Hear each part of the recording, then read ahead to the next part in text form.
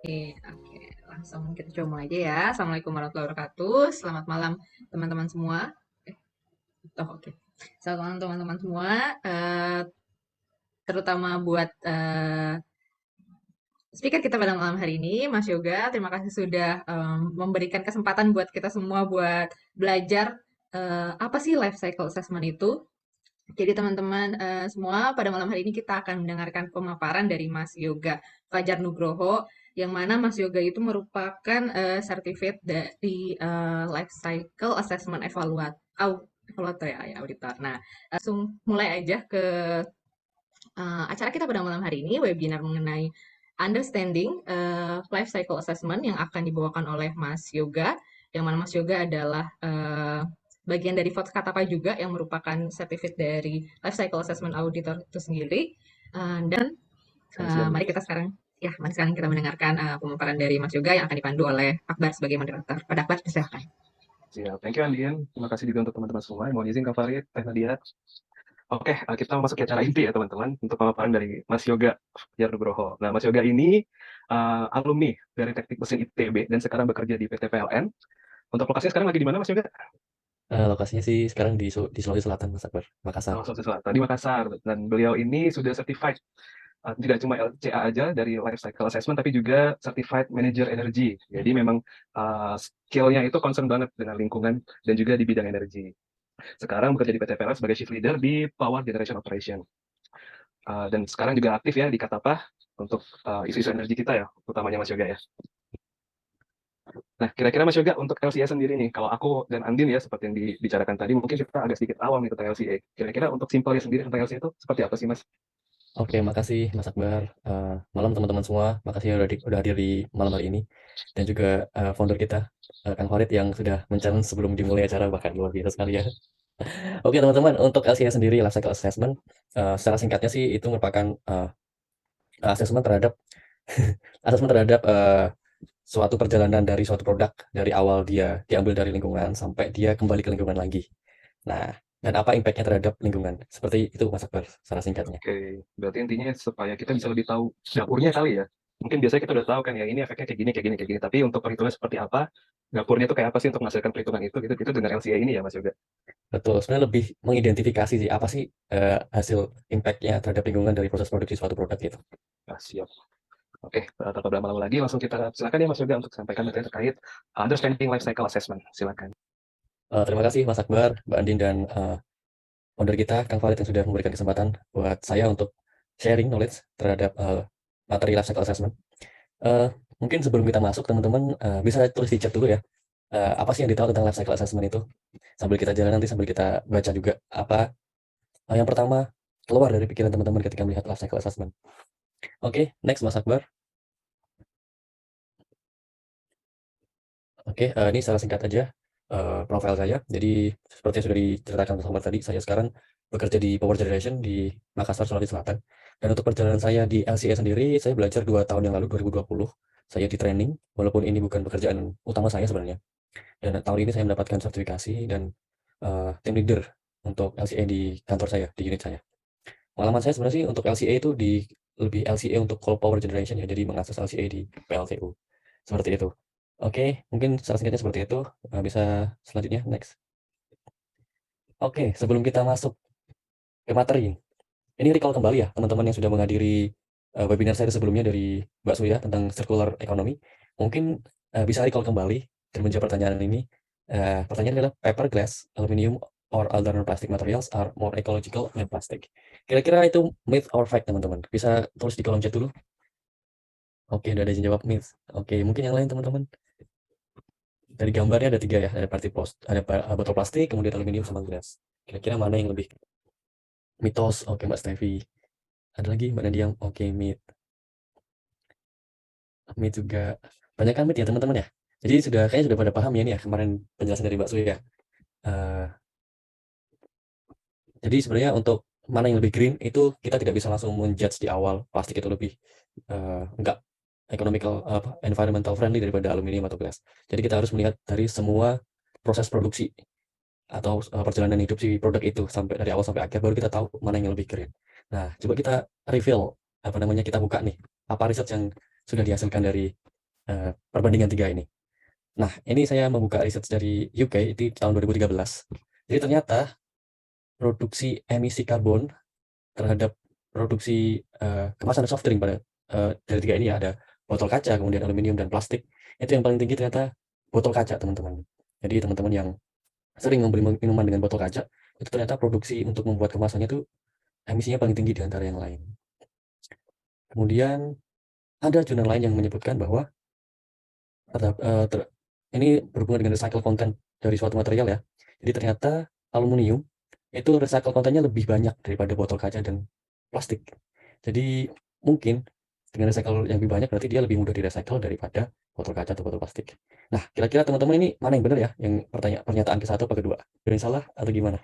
Soalnya kontradiktif ya Mas Yoga. Satunya bilang lebih ke plastik ya, tapi satunya lebih ke aluminium gitu ya. Oke, terima kasih teman-teman nih. Jadi jawabannya bervariasi ya. Ada yang satu, ada yang dua-duanya benar. Tapi nggak ada yang jawab dua benar ya. Oke teman-teman, jawabannya adalah ini kembali lagi ke riset yang dilakukan. Jadi LCA itu sebenarnya adalah suatu tools ya. Jadi dia harus punya scope. Nah, pada dua riset ini scope-nya mungkin berbeda. Yang satu dia terhadap proses produksinya dan hanya mencantumkan global warming doang. Yang kedua adalah tentang recycle-nya. Jadi ini tidak melihat keseluruhan produk hasil riset ini. Jadi jawabannya dua-duanya benar sebenarnya. Nah, nanti kita akan bahas lebih jauh gimana sih kita bisa melihat suatu emisi dari keseluruhan produk sampai waste handling-nya gimana, atau di recycle atau kembali ke lingkungan lagi. Oke, next Mas Akbar. Nah, ini lagi. Kira-kira kalau ada produk atau makanan di supermarket yang ada eco-label sama non-eco-label, teman-teman lebih pilih yang mana ya? Mas Akbar kira-kira pilih mana nih Mas Akbar? Kalau aku pilih yang murah Mas. Pilih yang murah ya, betul juga sih. Tapi kalau aku lebih bisa ini mungkin yang ada eco-labelnya sih. Soalnya kan lebih Oke. terukur mungkin ya. Kita mungkin kalau misalkan katakanlah kita bisa ngurangin dari konsumsinya, kita bisa menjadi konsumen yang lebih mindful gitu Mas. Ya, Menurut aku betul-betul. seperti itu. Betul Mas Akbar. Oke, jadi memang di Indonesia sepertinya belum ada ya produk yang keluar langsung berapa CO2 kontennya. Tapi banyak di produk Indonesia yang sudah ada eco-labelnya. Biasanya ada tulisannya tuh, eco-friendly yang hijau-hijau itu. Nah, itu biasanya ada. Dia sudah melakukan analisa dampak lingkungan dari suatu proses produksinya dia. Nah, sudah saya split ternyata pertanyaannya tadi ya. Bagaimana kita menentukan nih environmental impact-nya? Jadi, seperti yang sudah saya bilang tadi, LCA salah satu tools-nya untuk menghitung impact lingkungan dari suatu proses produksi sampai ke end user, sampai ke waste handling-nya. Oke, mungkin bisa next Mas Akbar. Oh, betul juga nih Mbak Yasin, padahal kalau boleh nggak pernah merhatikan. Oke, mungkin nanti setelah dari webinar ini bisa memperhatikan lagi ya Mbak Yasin ya, untuk eco-label atau ya eco-label atau EPD ya, Environmental Product Declaration. Oke, kita masuk ke materinya. Life cycle assessment seperti yang saya bilang adalah sebuah teknik ya, teknik atau tools untuk mengakses aspek lingkungan dan impact yang dihasilkan dari perjalanan suatu produk. Nah, seperti yang digambar ini, jadi life cycle assessment itu mencakup keseluruhan ya, mulai dari raw material, kemudian raw material itu bisa dibilang dia diambil dari lingkungan ya, langsung dari lingkungan, kemudian material processing, kemudian manufaktur, kemudian assembly-nya atau packaging, kemudian penggunaannya oleh user sampai menjadi limbahnya. Nah, nanti limbahnya ini kan ada beberapa macam perlakuan ya, ada yang di-recycle dan menjadi raw material lagi, ada yang dibuang ke landfill, ada yang dibakar atau incineration. Nah, itu nanti semuanya akan berdampak masing-masing terhadap lingkungan. Dan ini semua dihitung oleh life cycle assessment sampai ketemu berapa sih emisi yang dihasilkan dari perjalanan hidup suatu produk ini. Termasuk transportasi juga ya. Oke, next berikutnya. Nah, teman-teman, jadi ini pembahasannya agak teknis sih, tapi nanti akan saya bahasakan lebih awam. Jadi nanti kalau misalkan ada teman-teman yang lebih nanya ke teknisnya gimana, boleh nanti pertanyaan di akhir ya, nanti akan saya jelaskan lebih rinci di akhir. Oke, jadi secara umum life cycle assessment itu ada 4 tahap. Yang pertama penentuan goal and scope, kemudian life cycle inventory, kemudian life cycle impact assessment, dan terakhir interpretation. Terus ini kenapa panahnya itu bersilangan teman-teman? Jadi ini semuanya berhubungan ya, jadi nggak bisa dipisahkan satu persatu, karena goal ini akan berpengaruh terhadap inventory, dan inventory akan berpengaruh terhadap impact assessment-nya, dan semua ini masing-masing tahap akan diinterpretasikan di akhir report dari LCA itu sendiri. Nah, selanjutnya kan kita bahas satu persatu teman-teman. Next. Oke, yang pertama goal and scope. Jadi LCA itu kan di awal saya sudah bilang hanyalah sebuah alat atau tools ya. Jadi kalau tools ibaratnya seperti gelas, awalnya kosong. Jadi kita harus isi dulu biar dia bisa dipakai menjadi output ya. Jadi di awal kita harus tentukan dulu nih teman-teman, kita melakukan LCA untuk apa? Ada yang mencari environmental impact dari proses produksinya, ada yang bertujuan untuk propose EPD atau environmental declaration product atau eco-label sebagai marketing atau komersial isu ya, untuk promosi sebenarnya. Kemudian ada yang research LCA hanya untuk membandingkan produk dengan produk lain, atau ada yang juga mengoptimasi proses produksinya agar lebih hemat energi, atau juga bisa dilakukan untuk mendesain regulasi atau policy. Oke, next. Nah, selanjutnya boundary system. Nah, ini di LCA sudah harus ditentukan juga scope yang akan dilakukan. Ini batasan risetnya ya, seperti yang tadi dibilang. Pertanyaan yang pertama tadi ada 2 riset, yang keduanya sebenarnya betul, tapi tergantung dari scope yang di state di riset itu. Nah, di lingkaran bawah ini itu merupakan scope dari LCA ya. Di situ ada cradle to gate, ada cradle to grave, sama cradle to cradle. Ini batasan. Jadi cradle itu artinya dia diambil langsung dari alam. Jadi kalau dan sedangkan gate itu pemisah antar masing-masing proses produksi, masing-masing proses ya. Dan grave itu ke end user. Jadi misalkan teman-teman cradle to cradle berarti life cycle assessment-nya itu dia menghitung dari mulai barang itu diambil di alam sampai kembali ke alam lagi, itu namanya cradle to cradle. Kalau misalkan cradle to grave itu berarti assessment-nya menghitung emisi yang dihasilkan dari produk itu diambil dari alam sampai ke menjadi limbah. Nah, cradle to gate, nah itu berarti dari diambil ke alam sampai ke proses sesuatu, misalkan produsen botol. Itu kan pengguna botolnya produsen soft drink ya. Nah, itu cuma mentok di produsen botol doang. Nah, proses dari raw material sampai ke produksi botol itu namanya cradle to grave. Kalau mau ke cradle to gate ya. Kalau mau cradle to grave gimana? Ya sampai dia botol itu digunakan untuk minuman, diminum sama orang, kemudian sampai menjadi limbah. Nah, itu namanya cradle to grave. Kalau cradle to cradle ya si botol itu balik lagi ke lingkungan. Nah, seperti itu. Nah, ini masing-masing yang dibutuhkan untuk boundary system ada proses diagram, scope, unit fungsi, metode, asumsi, dan limitasi. Yang sebelah kanan ini saya ambil contoh aja, ini proses workflow diagramnya dari produksi PET botol atau botol plastik ya. Oke, next. Nah, yang kedua, tahap kedua adalah life cycle inventory. Kira-kira kalau mendengar inventory, yang pertama kali kepikiran apa teman-teman? Gudang, gudang ya? Oh ya, gudang, persediaan, oke. Apalagi teman-teman? Stok, barang. Oke, terima kasih ya teman-teman sudah jawab. Jadi inventory itu kalau di LCA lebih kepada collecting data. Jadi di awal sudah ditentukan kan batasan proses yang dianalisa di mana. Nah, dari batasan itu akan diambil keseluruhan data. Datanya apa aja? Secara general bisa dibagi menjadi berikut ya. Ada raw material, kemudian energi. Energi itu penggunaan listrik atau penggunaan bahan bakar untuk transportasi, itu masuk semua di situ. Kemudian emisi, emisinya itu nggak cuma ke udara aja, tapi ke air juga dan ke tanah. Kemudian limbahnya dari proses produksi itu apa, kemudian produknya itu menjadi apa, dan ketika dia di-deliver ke end user-nya dia butuh transportasi seperti apa, itu semua harus diambil datanya. Nah, ini contohnya ya. Contohnya gimana kita membuat life cycle inventory. Secara singkat sih sebenarnya dibagi menjadi 3 ya. Ada input, ada proses, sama output. Di masing-masing proses ini harus diisi input sama outputnya. Nah, yang sebelah kiri itu workflow-nya untuk membuat life cycle inventory, dan sebelah kanan itu ada tabel 1, itu saya ambil dari research di internet ya, jurnal di Science Direct. Nah, di sini contohnya input itu untuk membuat PET atau botol plastik tadi, ada macam-macam ya. Nah, itu hitung semua berapa yang dipakai. Terus habis itu yang menarik nih teman-teman, ini saya ambil contoh juga terkait waste ya, waste handling nih. Nah, ini juga termasuk juga di outputnya LCI atau life cycle inventory. Di sini ada 3 tabel yang membedakan handling limbahnya. Ada yang pertama tabel 2 itu di recycle. PET botolnya itu di recycle. Itu emisinya berapa? Nah, kemudian yang ketiga tabel 3 itu kalau misalkan PET botolnya itu dibuang aja ke landfill nih. Itu emisinya berapa? Terus yang keempat itu kalau misalkan botolnya itu dibakar nih. Kan biasanya ada yang bakar-bakar sampah ya. Nah, di sini kan ketahuan nih emisi CO2-nya lebih banyak yang mana, kan? Ini menarik sebenarnya ya. Ternyata hasilnya itu ketika dibuang ke tanah aja, itu emisi CO2-nya lebih rendah daripada kalau di recycle. Tapi kalau dibakar pasti lebih tinggi dari yang di recycle. Nah, jadi hal-hal seperti ini tuh akan ketahuan di life cycle inventory. Seperti itu ya teman-teman. Oke, kita next. Oke. Setelah kita dapatkan semua data-data tadi kan, ada input atau bahan mentahnya, raw materialnya, kemudian ada prosesnya, ada outputnya berupa emisi maupun produk. Nah, setelah itu data itu diambil semua, kita bisa melakukan asesmennya nih. Asesmen terhadap lingkungan itu seperti apa. Nah, di sini ini gunanya untuk metode tadi ya. Metode tadi kan ada resipe, ada CML, dan lain-lain. Nah, ini saya ambil dari resipe. Nah, di sini ada midpoint sama endpoint. impact terhadap lingkungan. Apa aja ada di sini, global warming atau GWP, atau bisa ada yang bilang juga climate change. Ada juga tentang eutrofikasi, acidifikasi, land use, kemudian ozone depletion potensial, terus human toxicity. Nah, itu semua akan diketahui dari hasil emisi di LCI atau inventory tadi itu. Nah, di sini udah ada bagannya ya. Jadi misalkan global warming itu dia kemana sih damage-nya atau apa namanya impact-nya?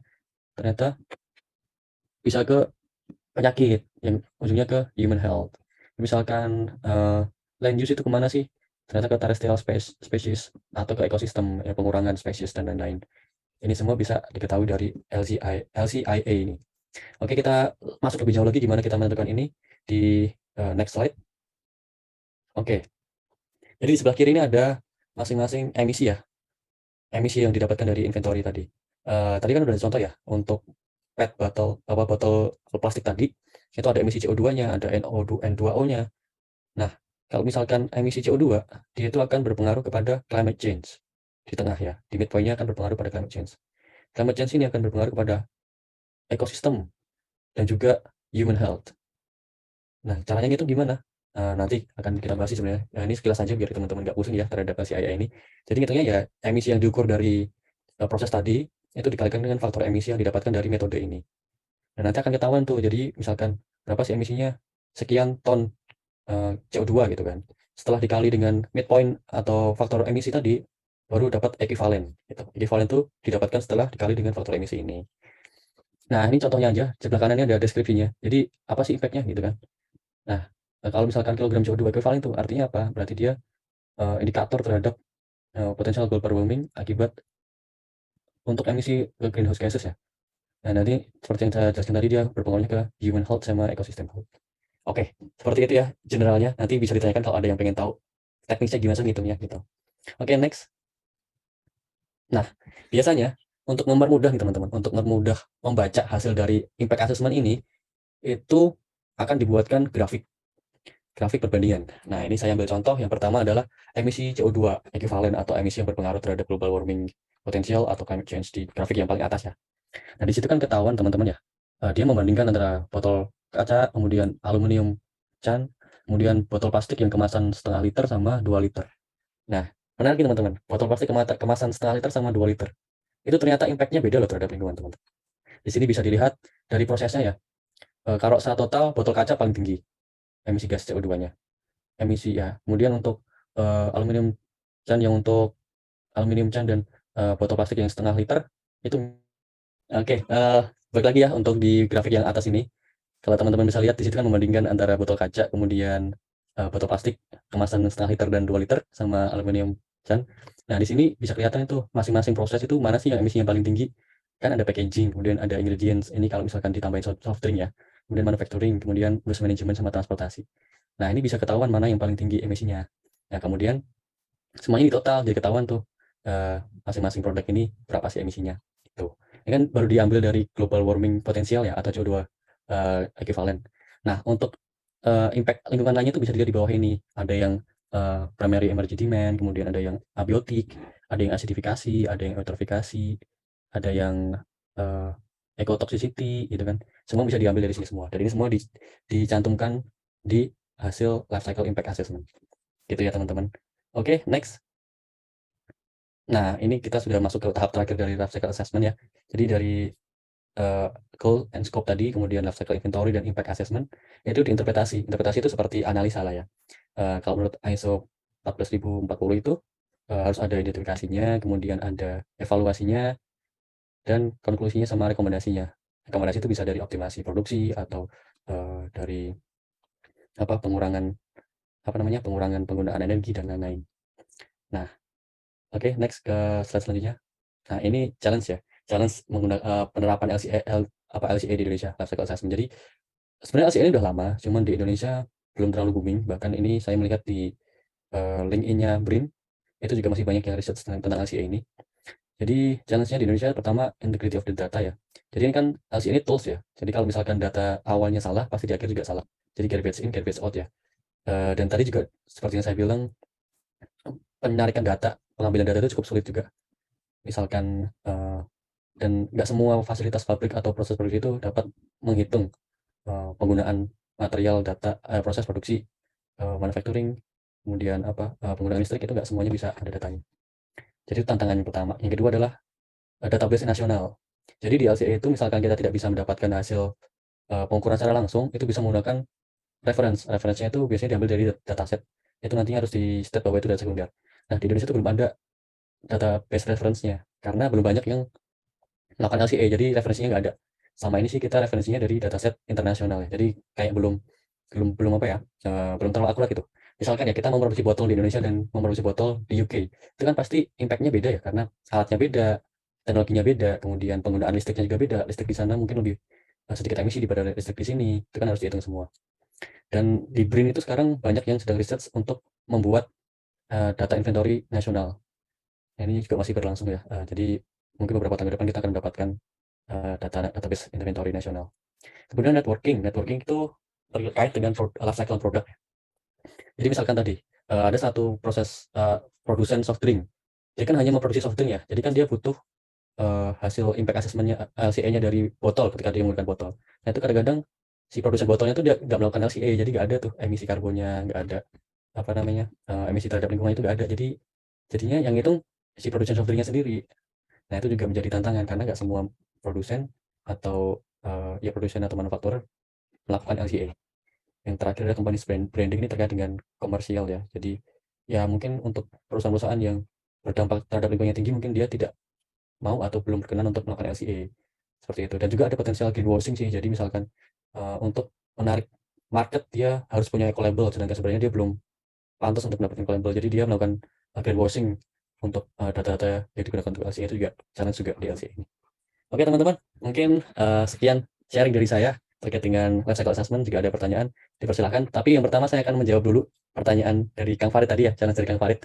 Langsung dijawab ya Mas Yoga. Oke. Jadi kan gimana sih caranya ngitung pakai bukan single use ya, bukan single use tapi reusable botol, plastik botol sama aluminium ya Kang ya? Betul. Nah, itu gimana kita tahunya? Kita harus hitung LCA Kang. Pasti beda ya. Dari raw materialnya botol tuh sama raw materialnya aluminium beda. Kemudian proses produksinya juga beda kalau untuk memproduksi botol plastik sama botol aluminium. Terus juga nanti sampahnya kan juga beda. Kalau aluminium kan lebih recycle ya, dia lebih mudah untuk dijadikan raw material untuk aluminium berikutnya lagi. Tapi kalau plastik dia lebih susah. Kayak gitu kan. Jadi kalau mana yang lebih green ini, nah kita harus melakukan LCA dulu kan. Iya betul. Karena jelas perbandingannya adalah angka bukan persepsi ataupun opini ya. Kayak gitu kan. Oke. Infonya. Yuk tadi di chat gue nanya gini. Ini kan kayaknya udah ketiga ya kita bahas. Mungkin ada pertanyaan teman-teman? Oh, ini ada Mbak Stevi ini. Berarti LCA ini termasuk ke dalam AMDAL. Kalau AMDAL, ini boleh langsung dijawab Mas Akbar? Boleh, silakan Mas Yoga. Atau Mbak Stevi mau ada Oke. nggak sih Mas Stevi? Atau mau langsung on cam Mbak Stevi? On mic juga mungkin siapa tahu ada Oke. penjelasan lagi ya nih, mungkin apa yang bagian mana nih? Oke, boleh langsung jawab aja Mas Yoga kayaknya. Oke. Jadi kalau AMDAL itu kebanyakan untuk proses produksi ya. Jadi hanya untuk proses produksi aja. Untuk dampak lingkungan di sekitar proses produksi. Sedangkan life cycle assessment ini kan dia perjalanan hidup suatu produk ya. Jadi mulai awal banget sampai dia menjadi limbahnya. Kalau AMDAL kan paling limbah proses produksi ya, tapi dia tidak memperhatikan limbah dari produk itu sendiri kayak gitu. Jadi kalau ini berarti bisa dibilang bukan LCA sebagai bagian dari AMDAL, justru AMDAL itu yang bagian dari LCA gitu Mas Yoga. Iya bisa dibilang seperti itu. Salah satu Tapi kan tujuannya beda sebenarnya Mas. biasanya rajin loh ini di setiap sesi kita. Ini karena sambil menunggu teman-teman lain nanya dan mungkin barangkali berguna untuk trigger teman-teman lain, cuma sekedar berkomentar dan andai-andai. Mungkin nggak sih sebenarnya LCA ini diintegrasikan ke AMDAL atau ke existing policy gitu? Atau mungkin Mas juga punya pikiran buat bikin policy brief untuk bisa membuat LCA ini lebih bisa dibumikan gitu, atau lebih common lagi, karena sepertinya ini penting gitu kan. Aku beberapa kali pernah lihat produk yang deklarasi bahwa dia green, tapi dia shipping worldwide misalnya. Jadi dia produksinya itu sebisa mungkin pakai bahan lokal, kemudian sebisa mungkin minim emisi, tapi kemudian di bagian yang lain, di dimensi yang lain lah, dia shipping worldwide, berarti kan emisinya tinggi. Jadi ada banyak paradoks seperti itu yang barangkali produsen pun nggak begitu aware. Nanti kemudian di belakang kita akan dijinjirin aktivis lingkungan. Kayak gitu parah jadi kayak gitu. Jadi sebenarnya bisa nggak sih Mas ini diintegrasikan ke existing policy, atau kepikiran nggak untuk bikin semacam policy brief atau apa untuk bisa membuat lebih bisa dibumikan dan lebih banyak orang aware tentang hal ini, jadi bisa meminimalisir hal tidak diinginkan seperti itu Mas. Mas Yoga. Oke, ini menarik ya. Ini pertanyaan dari sisi government ya. Oke, kayaknya nggak ada orang KLHK di sini ya. Ada nggak sih yang dari KLHK teman-teman? Mungkin nanti kalau ada silakan rasain ya. Nanti mungkin bisa menyampaikan dari sisi governmentnya gimana. Nah kalau menurut saya sih ini mungkin banget ya. Tapi kalau untuk AMDAL Mbak, saya nggak terlalu yakin itu bisa diintegrasikan karena tujuannya pun berbeda ya. Kalau AMDAL kan hanya untuk regulasi, dan untuk regulasi itu sendiri baku mutunya di Indonesia tuh cukup apa ya, range-nya itu masih tinggi lah. Maksudnya gampang banget terjangkau gitu loh, nggak ketat gitu untuk baku mutu kementerian itu. Itu mungkin berhubungan juga dengan proses teknologi yang dipakai untuk produksi di Indonesia kan belum terlalu advance kayak di luar negeri ya teknologinya. Mungkin itu apa namanya alasannya. Sedangkan untuk LCA sendiri ya tuh seperti yang saya bilang sudah mulai digaungkan dengan itu tadi syarat proper. Misalkan teman-teman tahu proper, nah untuk kan ada itu emas, hijau, biru, apalagi sih merah, hitam ya. Nah kalau misalkan mau ke proper hijau atau proper emas itu dia harus punya LCA. Nah proper itu sendiri kan juga kayak environmental compliance gitu ya dari KLHK, dan itu suatu apa ya, reward gede lah untuk perusahaan kalau misalkan menang proper itu. Nah mungkin itu bisa menjadi trigger juga buat perusahaan-perusahaan untuk menyediakan atau melakukan LCA terhadap produk-produknya. Nah kalau untuk tadi itu ya untuk yang tadi ya Mbak ya, paradoks yang dia shipping around the world gitu ya, walaupun dia produknya lokal. Nah itu juga sebenarnya yang bisa kita lakukan sebenarnya lebih ke raising awareness dari orang-orang sendiri sih Mbak. Jadi itu kayak pertanyaan gini, kita beli Allshop, misalkan Mbak Arum kalau mau beli Allshop mendingan beli dari luar negeri atau beli produk lokal dengan barang yang sama, misalkan beli produk Cina apa beli produk Indonesia nih, misalkan beli barang elektronik gitu. Riset mendalam sih, memang dari dulu pengen banget produk lokal, tapi ternyata nggak cocok dan bagus, jadi ujung-ujungnya kalau nggak cocok balik lagi ke produk Korea lah atau apa, itu masih jadi tantangan. Nah itu juga paradoksnya seperti itu ya. Jadi misalkan paling gampang dari kita mengurangi lah, intinya mengurangi. Misalkan kalau misalkan kita beli online, tempatnya ada yang di sekitar kita ya, kita beli sekitar kita aja walaupun dari seller gitu misalkan ya, kayak gitu. Itu bisa juga dimulai dari situ untuk yang apa ya, cara kita di awal untuk mengurangi lingkungan ini kan. Mau nggak mau kalau kita beli online shop kan pasti dari proses transportasi, packaging, paketnya itu kan juga akan menimbulkan emisi juga gitu. Iya betul Mas, untuk yang nggak ribet seperti skincare, kecuali skincare itu memang lebih prefer yang lokal, nggak ada masalah. Tapi kalau untuk yang satu itu memang agak gimana ya, sedikit, jadi mungkin yang dari Korea lebih cocok. Untuk yang lain-lain, insya Allah bisa. Makasih Mas Yoga, berarti jadi kesimpulannya tadi kemungkinan masuknya lebih banyak tuh yang proper untuk bisa lebih dibuat tuh lebih common untuk orang-orang dan lebih bisa. Iya, kayaknya yang sekarang itu dia menyasar ke produsen dulu Mbak. Jadi kalau produsen sudah menyediakan LCA dan hasilnya itu udah jadi database nasional dan orang-orang bisa melihat, jadi kan lebih mudah untuk apa namanya menaikkan awareness dari masyarakat sendiri dibandingkan dengan naikin awareness masyarakat tapi ternyata produksinya belum menyediakan gitu. Karena kan yang sumber datanya dari perusahaan itu sendiri gitu. Halo Mas Yoga, halo Akbar. Halo, Aku mau nanya, tapi maaf ya kalau misalkan tadi mungkin dijelasin, cuma tadi aku lagi ke bawah gitu ya. Jadi kan tadi hasil akhir dari life cycle assessment itu interpretasi ya Mas ya. Dan di situ ada resultnya. Step selanjutnya apa tuh Mas? Misal udah ada result dan interpretasi, apakah nanti misalkan hasilnya nih istilahnya emisi yang dihasilkan besar, apakah nanti akan ada action untuk mengurangi emisi tersebut, mungkin entah di bagian manufacturing atau di bagian processingnya, gimana tuh Mas? Hasilnya tuh diapain gitu, aku masih bingung. Oke, menarik Mbak Stevi, terima kasih pertanyaannya ya. Jadi itu jawabannya adalah kembali lagi ke tadi, yang pertama goal and scope. Jadi dia tujuannya untuk apa? Karena kan yang melakukan LCA pasti dari produsennya sendiri ya, dia mengakses dirinya sendiri seperti itu. Nah ketika si produsen itu tujuannya salah satunya adalah mengurangi dampak lingkungan, ya pasti tindak lanjut dari hasil LCA ini adalah mengurangi hotspot. Hotspot itu dampak lingkungan yang paling tinggi dari semua prosesnya di produksinya dia. Jadi hotspotnya itu dikurangi, jadi minimal angkanya yang dikurangi dengan optimasi proses manufacturing atau apa namanya mengurangi prosesnya menjadi lebih efisien atau mengurangi penggunaan energinya dengan menggunakan energi terbarukan di lingkungan pabriknya, seperti itu Mbak Stevi. Jadi balik lagi ke goals-nya di awal tadi melakukan LCA itu apa. Jadi tidak ada apa ya, tidak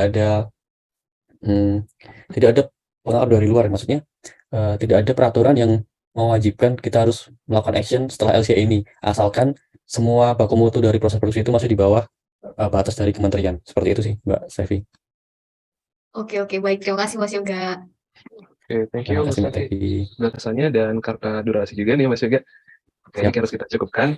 Terima kasih banyak Mas Yoga untuk sesi pemaparannya yang sangat insightful ya. Teman-teman juga aktif banget, yang bertanya, yang komen juga di chat box. Terima kasih banyak. Mungkin untuk menutup sesi kita hari ini, mungkin ada simpulan yang bisa disampaikan oleh Mas Yoga.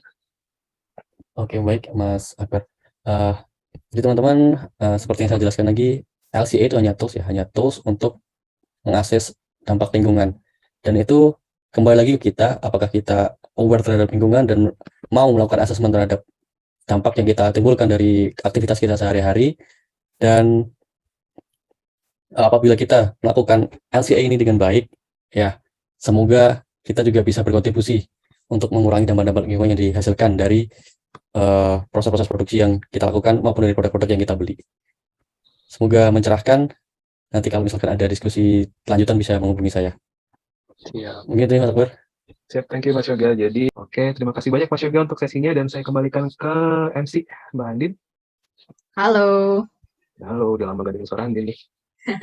Oke, makasih Akbar buat memandu sesi kita pada malam hari ini, dan terutama untuk diskusi-diskusinya antara Mas Yoga terus sama partisipan kita pada malam hari ini, yang para penanya kita pada malam hari ini. Alhamdulillah kita udah di penghujung acara. Nah, sebelum kita menutup acara pada hari ini, kita mau nyampein dulu apresiasi untuk speaker kita pada malam hari ini yang udah ngasih info yang bermanfaat sekali ya. Kayak banyak hal-hal yang kayak, oh ternyata ya gitu ya, kita nggak bisa sesimpel yang kayak ya udah ngurangin plastik gitu untuk biar nggak sekali pakai, tapi ternyata untuk pakai produk yang lain juga sebenarnya perlu kita lihat keseluruhan prosesnya tersebut gitu ya, gitu nggak sih? Oke, berikut sertifikat untuk Mas Yoga. Terima kasih sudah menjadi pembicara pada malam hari ini. Mas Yoga. Kemudian berikutnya apresiasi juga untuk moderator kita pada malam hari ini, yaitu untuk Akbar yang sudah menemani dan memandu kita untuk diskusi pada malam hari ini. Tunggu. Oke, dengan begitu selesailah sudah webinar kita pada malam hari ini mengenai Understanding Life Cycle Assessment. Semoga teman-teman seperti tema kita pada malam hari ini untuk memahami ya Bar ya mengenai life cycle assessment ini. Semoga jadi dapat gambaran apa sih itu life cycle assessment, dan tadi kata kuncinya kalau aku tangkap ya lebih ke mindfulnya itu. Kalau ternyata kita pakai suatu produk itu nggak sekedar yang kira-kira mana yang lebih ramah lingkungan dari kelihatan produk jadinya, tapi ternyata ada keseluruhan proses untuk menjadikan produk sendiri gitu. Stay tune di Instagram kita untuk info-info selanjutnya buat teman-teman yang tertarik mungkin dengan untuk ikut-ikut lagi di agenda-agenda kita selanjutnya. Oke, sekian dari kami, terutama dari saya dari MC, Andin sebagai tim dari Podskatapa, dan Akbar juga sebagai tim Podskatapa dan moderator kita pada malam hari ini. Kita pamit undur diri. Assalamualaikum warahmatullahi wabarakatuh. Selamat